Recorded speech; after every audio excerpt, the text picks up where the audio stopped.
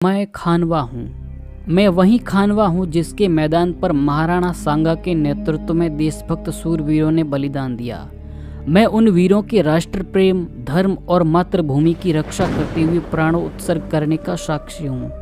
आज मैं इतिहास की कोख में दबी उस अमर गाथा को सुनाने आया हूँ जो मैंने हजारों वर्ष पूर्व मेरी ही धरती पर लिखते हुए देखा था। ये अमर गाथा सिर्फ मैं ही सुना सकता हूँ, क्योंकि मैंने मेरी आंखों से उस योद्धा को लड़ते हुए देखा है जिसने एक आंख, एक हाथ और एक पैर के बिना वीरता से शत्रुओं की गर्दनें उड़ाई थी। ये गाथा सिर्फ मैं ही सुना सकता हूँ, क्योंकि मेरी धरती ने उस वीर की छाती का लहू चखा है। ये गाथा आज के समय में हर किसी को सुननी चाहिए, क्योंकि इसमें जीवन का सार है और इसकी हिंदुस्तान के हर युवा को सख्त जरूरत है।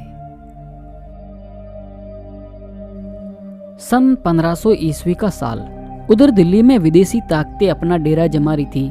तब राजपूताना के चित्तौड़गढ़ में एक साधु महात्मा का आगमन होता है और वह साधु चित्तौड़ के महाराणा रायमल के 4 पुत्रों की हस्तरेखाएं देखता है और 4 पुत्रों में से मंझले पुत्र संग्राम सिंह की हस्तरेखाएं पढ़कर उसे हिंदुस्तान का भावी हिंदू सम्राट बनने की घोषणा करता है। अब समय बीतने पर महाराणा सांगा राणा रायमल के बाद सन 1509 में चित्तौड़गढ़ का उत्तराधिकारी बनकर राजगद्दी संभालते हैं।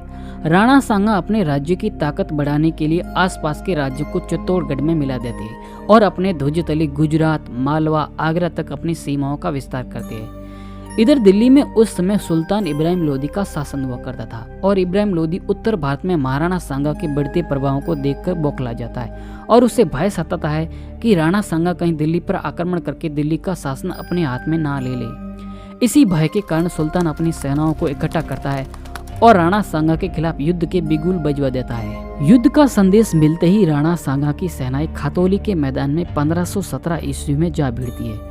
इस युद्ध में दिल्ली का सुल्तान इब्राहिम लोदी बुरी तरह से परास्त होकर दिल्ली लौटता है। सही मायनों में खानवा युद्ध की पटकथा इसी खातौली के युद्ध के समय ही लिख दी जाती है, क्योंकि इब्राहिम लोदी के कमजोर नेतृत्व के कारण दिल्ली की सत्ता डगमगाने लगती है और उसी वर्षों में सन 1519 में हिंदुस्तान की धरती पर काबुल से तैमूरी शासक जहीरुद्दीन बाबर का आगमन। हिंदुस्तान की धरती पर बाबर के कदम पड़ना कहीं न कहीं हिंदुस्तान की राजनीति में उठने वाले उस तूफान से पहले की खामोशी थी।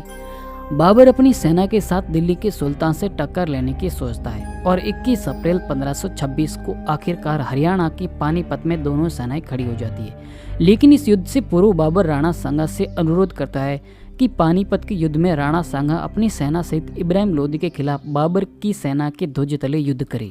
महाराणा सांगा पहले तो ये निवेदन स्वीकार कर लेते, लेकिन बाद में बाबर के साथ खड़े होकर युद्ध करने से मनाही कर देते, क्योंकि राणा सांगा के मंत्रियों का मानना था कि बाबर दिल्ली की सुल्तान को लूटकर आखिर चला ही जाएगा और बाद में राणा सांगा अपना अधिकार दिल्ली पर जमाकर हिंदू राज्य की स्थापना करेंगे।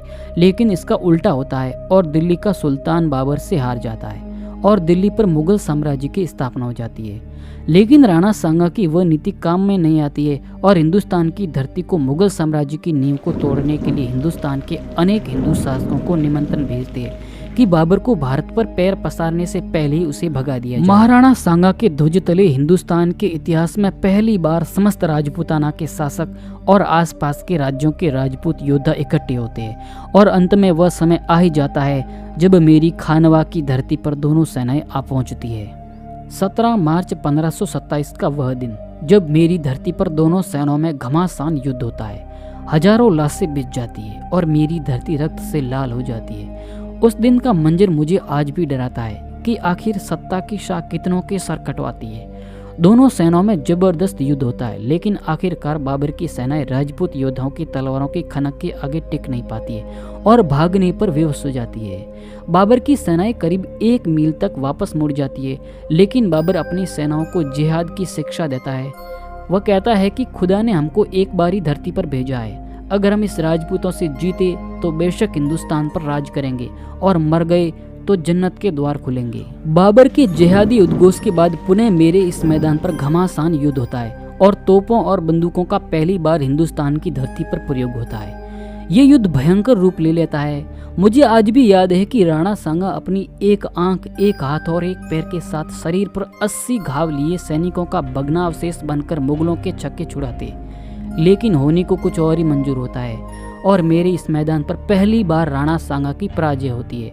राणा सांगा की पराजय के साथ ही हिंदुस्तान से हिंदू सम्राट और हिंदू साम्राज्य का पतन होना शुरू हो जाता है, जो भारत के स्वतंत्रता संग्राम तक जारी रहता है। आज भी मेरे मैदानों पर बंदूकों के निशान, तोपों के दागने के निशान हजारों सालों से उस वीर की वीरता का प्रमाण लिए खड़ा है और आने वाली पीढ़ियों को देशभक्ति और साहस की कहानियां सुनाता रहेगा।